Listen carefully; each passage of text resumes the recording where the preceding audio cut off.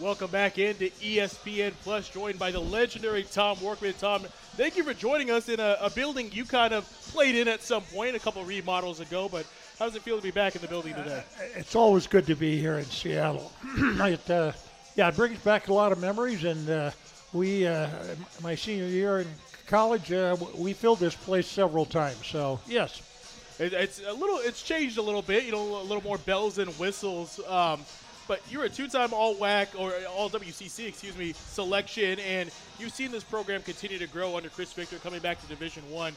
What has it been like seeing the kind of rebirth of this program?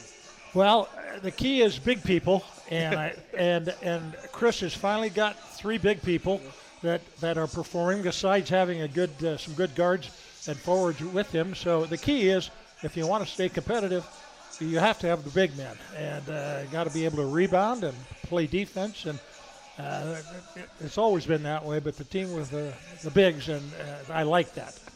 When you watch the game and you focus on the game, is it mostly the big play? Is that like, hey, I could still go out there and compete? The answer to that is no.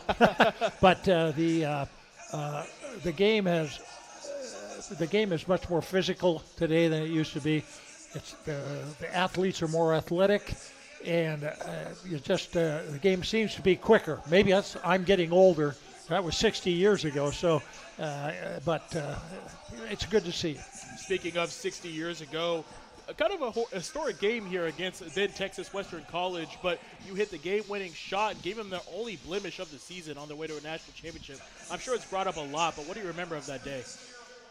Well, it was a great game. They were very physical, and the best part about our team, we matched up well against them. They did not intimidate us.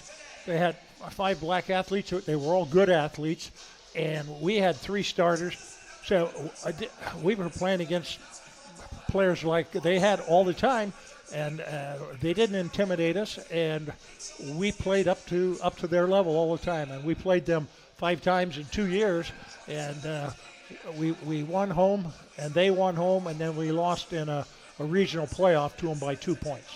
And that's a little bit of a payback, I guess you could say, if you're watching as a UTEP fan. But what do you remember the lead up to that game? If you've seen the movie Glory Road, it kind of builds up the events that led to them coming to Seattle, the racist events they had to go through in Texas, and they got on the bus to Seattle. What do you remember media-wise or the lead up coming to that game? I'll be honest with you, I don't remember anything until I saw the movie, and I told the director that didn't happen all that way, and he said, "Well, that's Hollywood."